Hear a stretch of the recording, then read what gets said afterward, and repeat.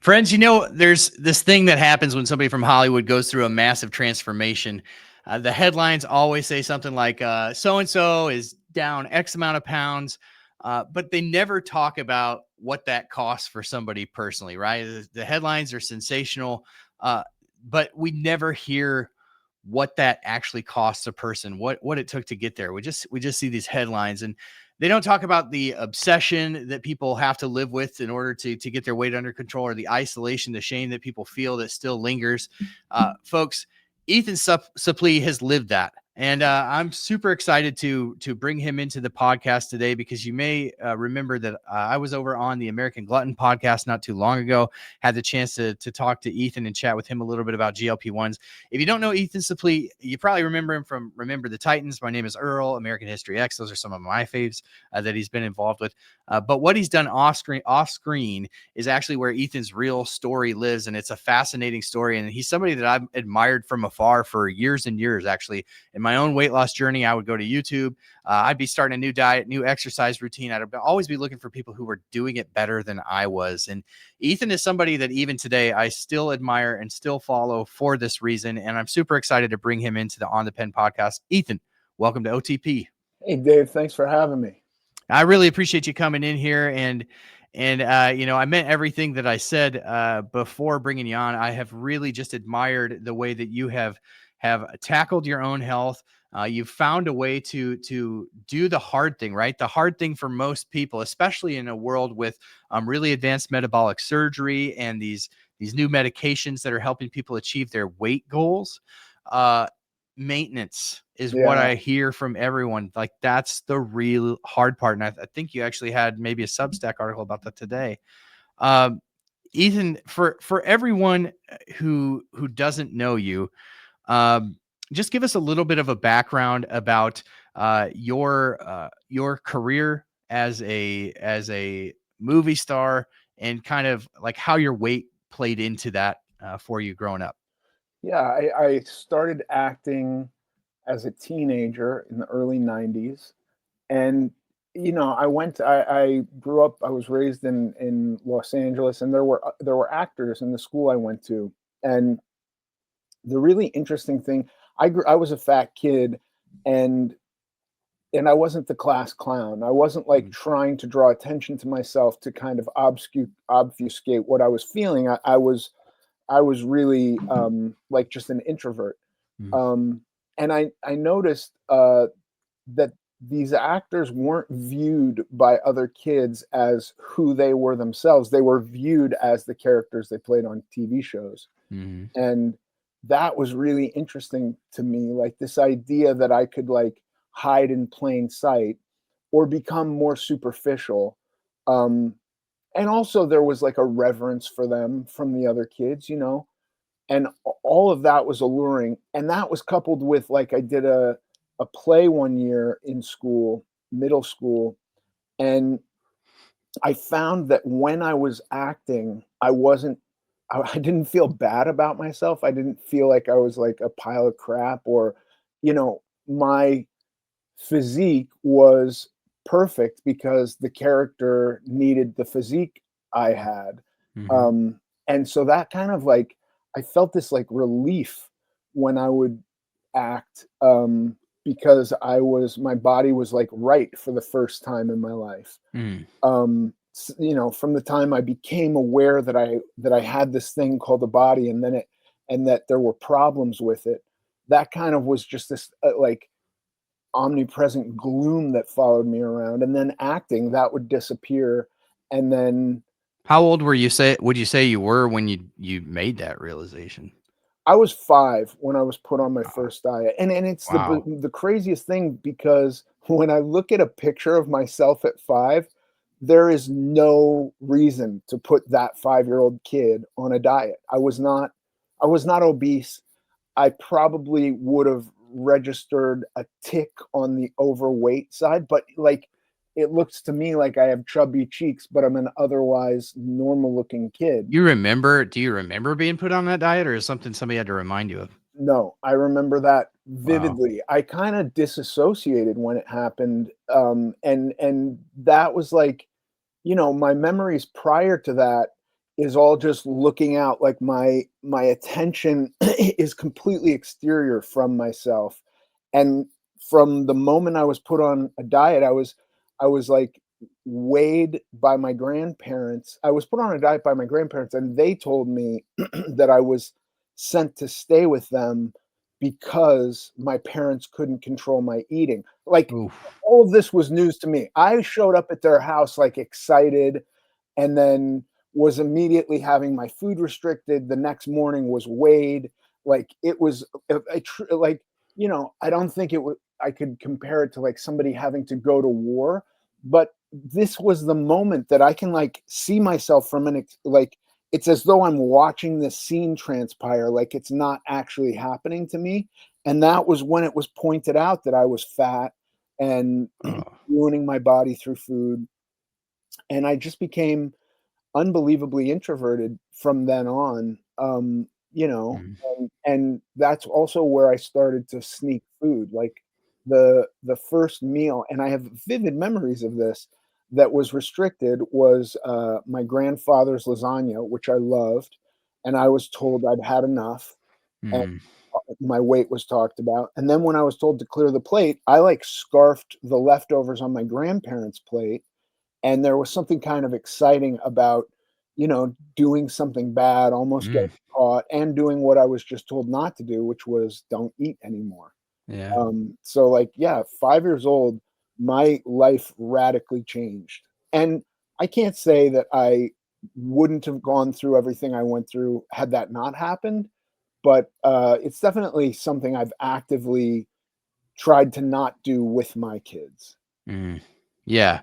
Man, that's hard. As a parent of young kids too, and I always like, I don't know, it's maybe the one area of my life where I don't take my own advice and be like, don't parent out of trying to be the opposite of your own parents. Like, I feel like that's like a lot of people's knee jerk reaction to raising their kids is like, oh, I'm never going to do this or I'm never going to do that because my Yeah. parents. I actually have a totally opposite sort of view, and I've realized that that's going to be based on your own personal experiences with your own upbringing. But for me, man, I know my parents were always just doing their best. Like, they wanted me to be healthy. Did they make me aware of my weight? Yeah.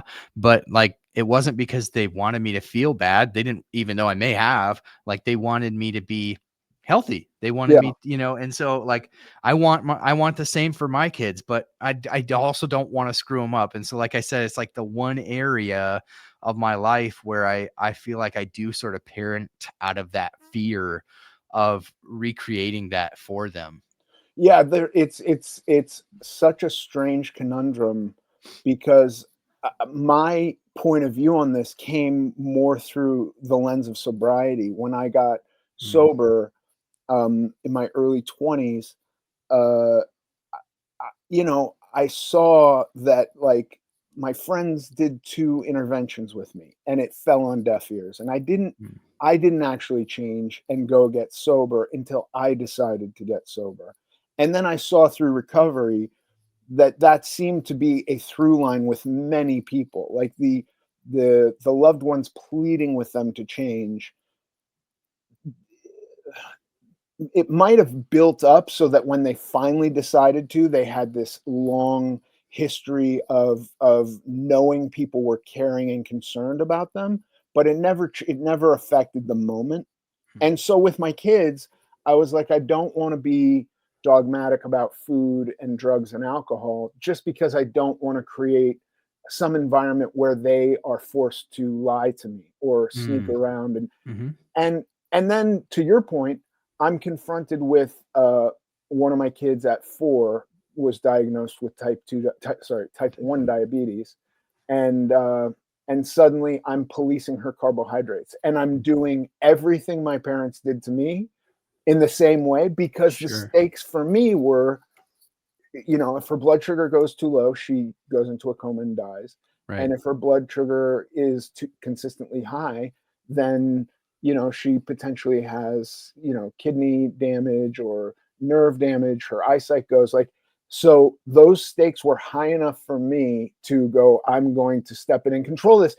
Mm. And then when I try to put myself in my parents' shoes, I completely see it, that the stakes were high enough for them to feel that they needed to take over. I don't sit here and harbor any remorse or demonization of my parents and grandparents. They were doing what they thought was right.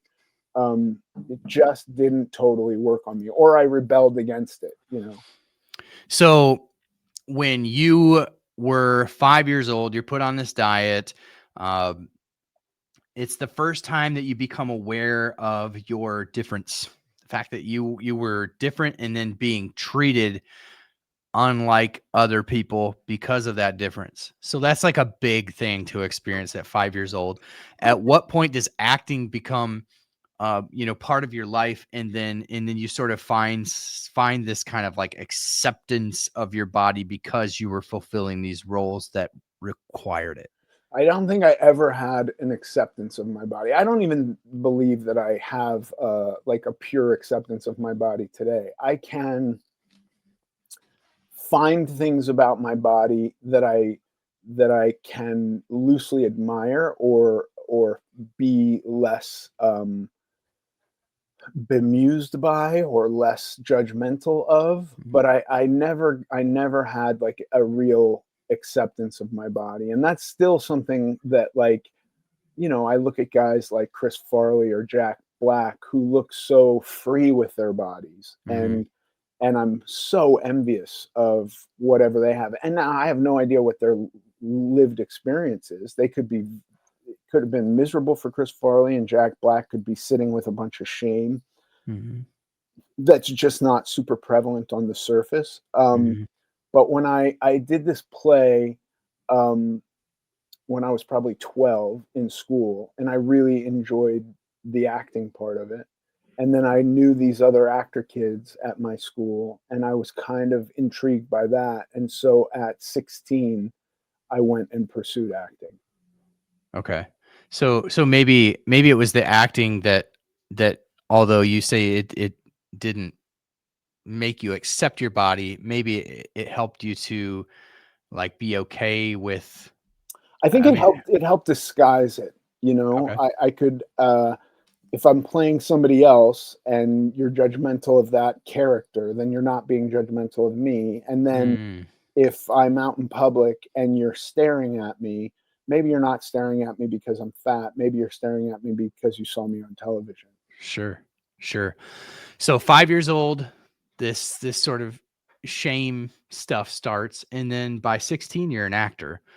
Uh, Now you're getting these roles at 16 years old. Now that alone is super young to be dealing with this idea of fame, right? And being like that's big enough to deal with. Um, but at what point, like in your acting as a younger person, did you feel like you were like do you ever feel like you were living like two different lives? Like there was the actor that people saw, but then there was like this person that, wanted to be different, wanted to not be different. Yeah, all the time.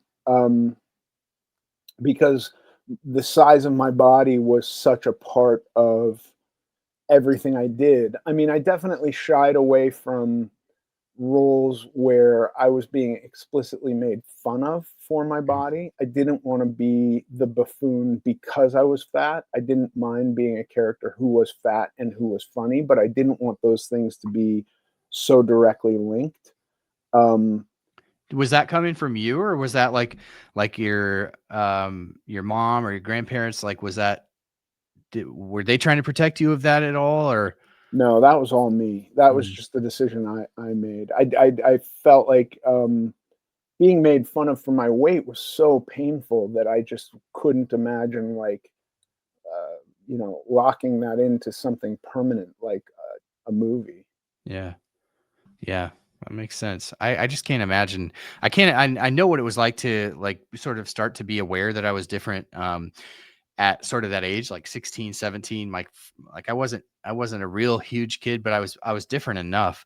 And I remembered, really lamenting the fact that I was different, that I didn't have the six pack abs, that I wasn't the kid who was super athletic. But I can't imagine like doing that, like on a large stage. That's, with scrutinizing eyes, and that had to be so much to deal with. How much do you think? So, I mean, I don't want to get too off track, but one of the things you talk about a lot on the American Glutton podcast is your story of your journey to sobriety, right? Yeah. So, how much of your story in terms of the struggles that you've had with alcohol and substances came from just sort of like masking what you were feeling at that young age? I think that was a huge part of it. Food could do so much, but there was a lot of scrutiny, not scrutiny because it wasn't being talked about negatively, but there was just so much viewership of my body that made me so uncomfortable that drugs and alcohol became a salve to that. Mhm. And that got out of hand fairly quickly. It was real early on that I started to use alcohol, and then not long after becoming a professional actor that I found drugs, and that was just like the greatest numbing tools ever. Mhm. I could go home at night after work and eat a pizza and a bag of food from Wendy's or Carl's Jr. and feel some sense of relief, some filling of the void within me. But the thing that really immediately numbed me out was drugs and alcohol. And Mhm. it gave me like a detached confidence in a way. I didn't Yeah. have Yeah. all the thoughts that were heavy on my mind as a Weren't sober important. person. They disappeared, they evaporated Yeah. when I was using.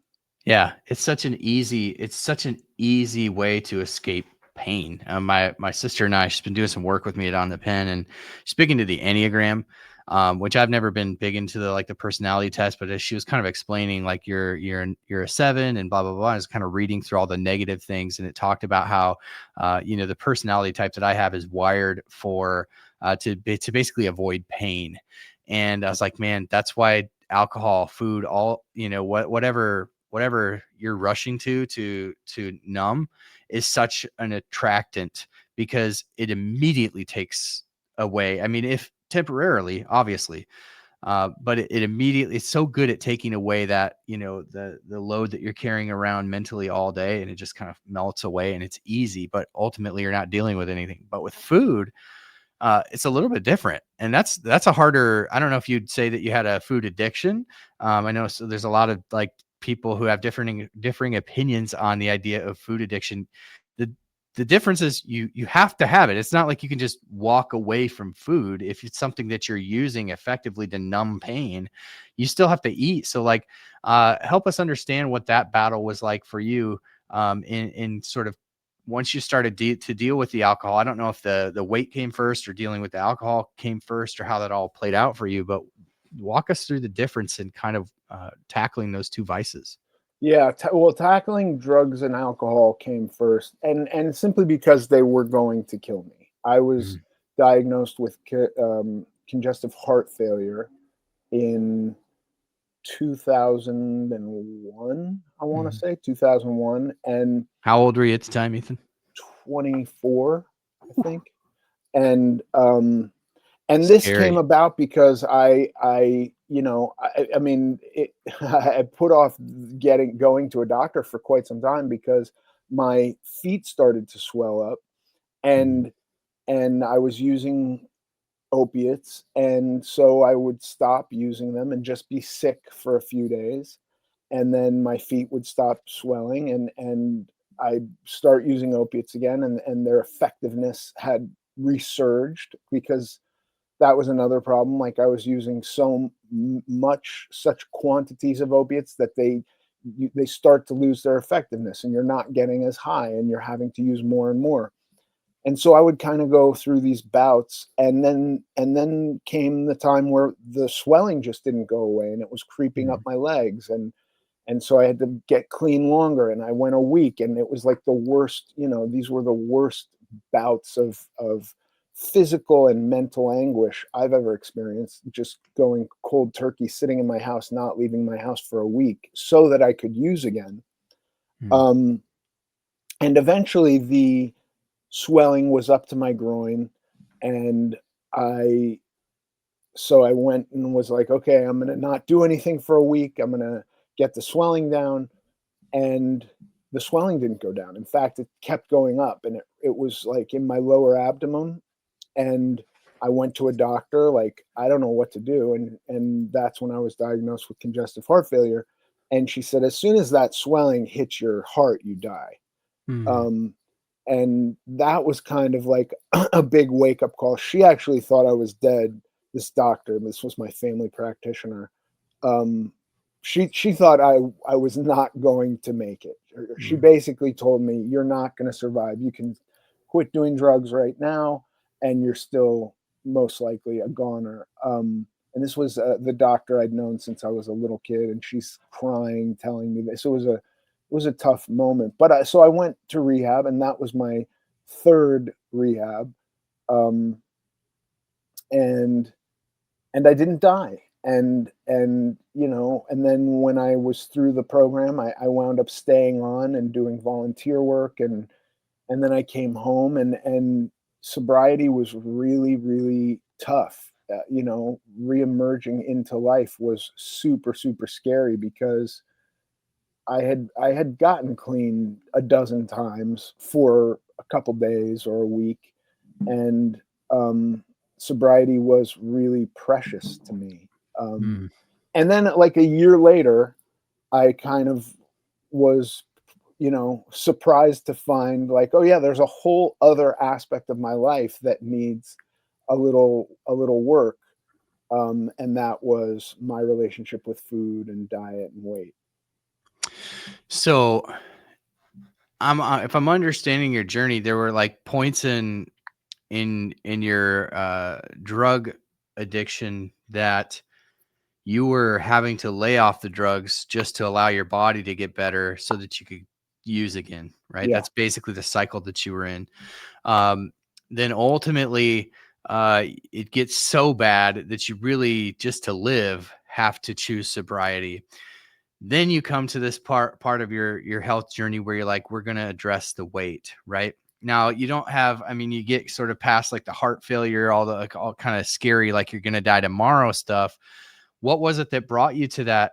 You talk about sort of realizing that you need to address this, but what was it? What was it? Was it driven by a desire to, was it driven by your acting career? Was it driven by wanting to be alive for longer? I mean, you're still a young guy at this point. I assume you're not married at this point, No, I wasn't no married. kids. What Um, was it? What was it what did it take for you, Ethan, at that point? yeah, it was a couple of things, strangely, that happened at the same time. I started seeing a girl who I'd known for many years and cared for her very much, and had a really brutal conversation with another actor. Mm, And basically, you know, metaphorically, he just was holding a mirror up to me and mm, going like, "Look at yourself," you know, and using literally religious language, which wasn't having an effect in that way because I'm not a religious person. Um, so, no offense to religious people, but mhm, to a guy who wasn't raised like trying to emulate Jesus, the idea mhm. that I wasn't emulating Jesus held no significance. But Yeah. that's the language this guy was using. What did have an effect was just the fact that another guy felt he needed to have this conversation with me, um, Mm, which made me so uncomfortable. I wanted to get my life in order to the degree that nobody ever felt they needed to have this conversation with me again, while mm, simultaneously seeing a girl and realizing like, oh yeah, I'm not thinking about the future. I'm not thinking about like, when she says I want to go to the museum, I kind of make up an excuse for why I can't do that because walking around a museum is like it's not quite literally impossible, but it's a big physical challenge for me at 500 pounds. sure.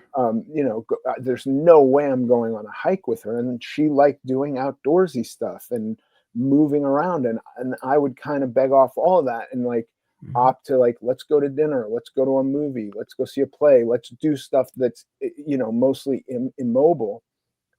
And I realized, like, I don't know that our relationship is gonna, like, I wasn't thinking about the future. And so when I started thinking about the future, it became quite clear that I needed to address my body. Mm, mm. It's kind of a culmination of things that started with a friend who had I wouldn't call him a genu friend. I would not call him a friend, but I okay, appreciate his conversation with sure, me. a A colleague, coworker, maybe. Yeah, colleague, sure. yeah, yeah. You appreciated it in the sense that it's part of what it took to get you to where to get you back on the health journey, or focused on an area that was going to lead to just better outcome for you in your life. I am a religious person. I am a follower of Jesus. So like I can kind of like draw a parallel in my own mind, like, because I've probably been that friend at some point Sure. where I'm kind of like, I'm not trying to thump somebody with the Bible. I'm just trying to be loving. And I think it's interesting how that was his approach, and he had an idea of how that conversation was going to maybe help you. Yeah. And even though it didn't in the way that he thought it would, it It still helped ultimately did, for sure. and so that's just an interesting story, and I appreciate you being so open to share that. Like, I feel like we all have this kind of inflection point where we go, oh, for me, not to make this interview about me, but there's so many things that I identify with here. Just recently, this last year in May, I don't know if I shared this with you on the podcast, on your podcast or not, but back in May, I had a big health scare. Yeah. And I've struggled with my weight. I told you I was diagnosed type 2 diabetes in 21. And I told the doctor, I don't want drugs. He goes, what do you want to do? And I go, I don't want drugs. And I definitely don't want to be on drugs the rest of my life. And he goes, well, then you need to do keto. And so I did keto for a full year, got my diabetes under control, but not my weight. And I was so desperate to get my weight under control. He's like, well, you need to have surgery then. Didn't have coverage for that. That's how I was introduced to GLP-1s. But even with GLP-1s, I lost maybe 30 pounds within the first 4 months, and then it stopped. And this was from on a timeline standpoint, this was by about May of 2023 that I peaked at how much weight the drug was just going to do for me, right? Outside of my own, whatever I was going to put on top of the drug. um and I was so fatigued, and it's so hard to do. That's why I appreciate you sharing your story, because you have this huge platform and fame and all of this, on your shoulders, and you're still willing to put this stuff out there. Because for me, even with my little corner of the world, it's still hard to share and be vulnerable.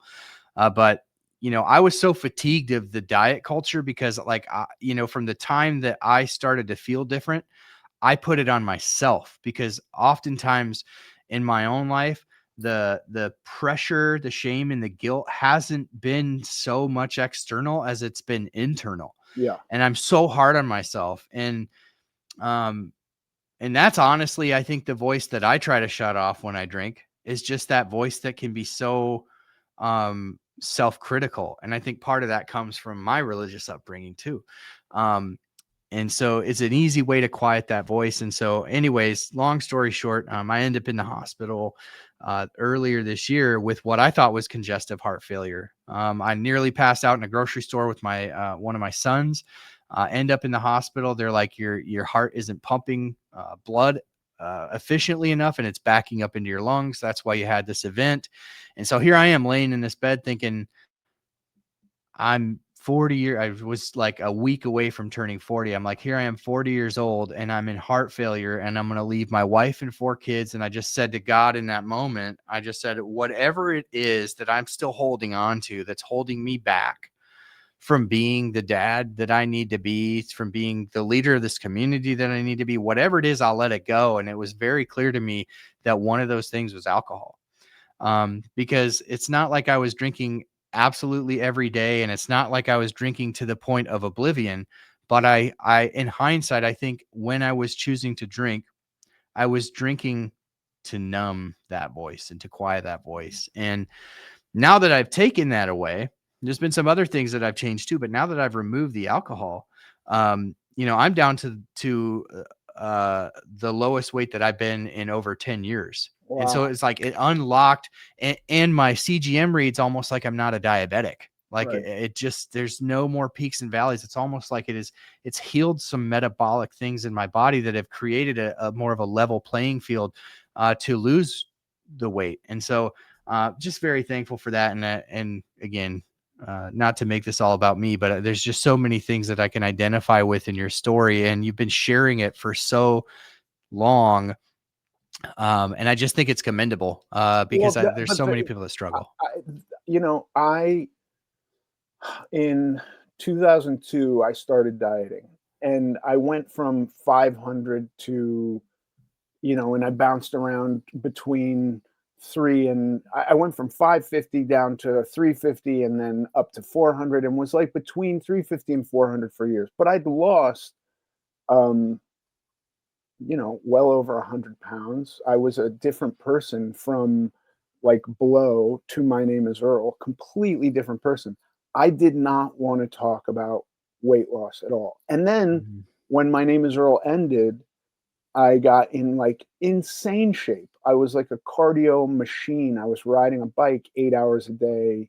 I went and rode every stage of the Tour de France. I got down to Wow. 200 pounds. So I'm 350 pounds down. Wow. Talking about my weight was the very last thing I wanted to do, because I wanted to just forget that that was who I was. I wanted to present myself as, this is who I am, and I have no problems, and I exercise like a maniac, and I eat clean, and I'm, you know, and there is something, I think, to being vulnerable and sharing that with other people, Hmm. um, that helps me stay accountable, because I went back up to almost 400 pounds from that point. Wow.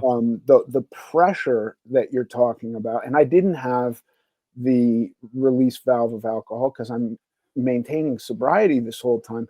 And Hmm. it's so stupid, because in my sober program, the very first thing you do is get vulnerable and talk about it, talk about why you're using drugs, and talk to like-minded people, and have conversations that are uncomfortable, and reveal things about yourself that you would never tell a room full of strangers. You wouldn't even tell a room full of like close acquaintances, and here you are in a room full of just bearing your soul.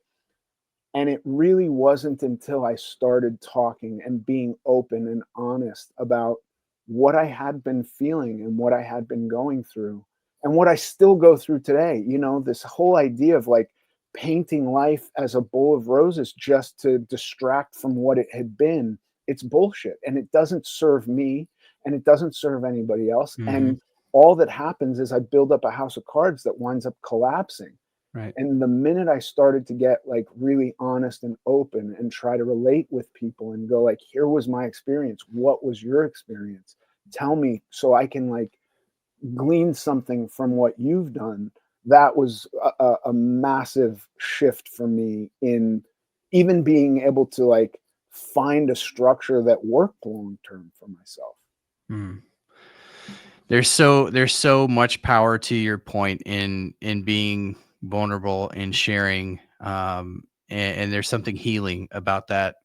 um I often think sometimes like that's where the Catholic Church gets it right, not to get like having somebody to just go dump it all on. Yeah. That's how they kind of treat their priest. Like that's one area where I go, I think they got that right, because there's power in not keeping things inside, and there's so much power in community. And you've of course built that community over with the American Glutton podcast, and something that I've been a part of for a while and been following. I encourage you all to go over there. But you've also got this new show that you're launching on Two Way. Can you tell us a little bit about what you're building over there and kind of how it differs from maybe what you've been doing with the American Glutton podcast? Yeah, American Glutton really is interview based. Like, you came on it and we talked about your experience, and I've had all kinds, Dr. Nadolski, who is a mutual friend of ours, and people I respect like Mike Israetel, and and then just people, the really cool thing that I found doing that is many people that I perceived never thought about their weight, never had a problem or an issue, have had gone through much of what I've gone through, just in a different, maybe a different way. Um, and now we're doing this show called Lifelong on Two Way, which will be on, I think it'll wind up airing on YouTube. But it's like a live show where, I talk and we have conversations, and it's not just one person that I'm interviewing. We're trying to build a community just to have these conversations openly live, which will be interesting. It sounds awesome. So you said that ultimately you think they'll be on YouTube. Is there any way that people can maybe be involved in that, or maybe that's a little bit down the line, but also where we'll be able to find this on YouTube, Yeah. on your channel or No, you two would way? sign up at Two Way, and that's the number two WAY.TV/Ethan Suplee. And you can sign up and you can come to the tapings, and it's like a big Zoom, and it's just conversations. And I'm gonna go over, and there'll be like, I'll find, as the salacious perfect, yeah, that's it. Salacious media takes where half the country says, if you just eat seed oils, if you just don't eat seed oils, you'll lose all the weight you need to, and that's all you have to do is not eat seed oils. And we'll delve into stuff like that a little bit, and then have conversations if people have questions.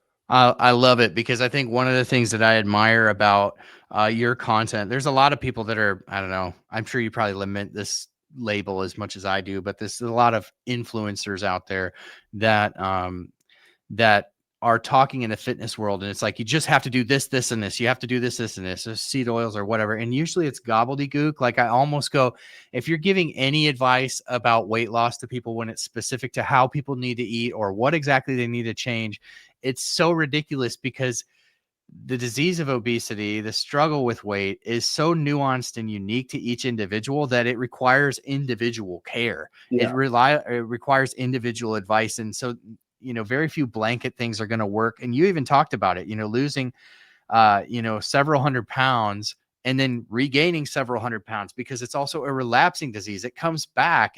Especially when you are treating it with these things that are extreme and non-sustainable. And so that's one of the things I love about your platform. If you don't know Ethan, check him out, the American Glutton Podcast. Just look him up, Ethan Suplee, online. I'm sure you have a website too. yeah. Maybe ethansuplee.com. I think it's ethansuplee.net. ethansuplee.net. Check it out. And I'm sure that'll be like a gateway to all your social media platforms, everything like that. Yeah. All right. Yeah. So check him out. Make sure you download his podcast, leave it a 5-star review. I'm sure you're going to enjoy it. Ethan, thanks for joining me today. Really appreciate it. My pleasure, Dave. Thank you. Yep. Take care.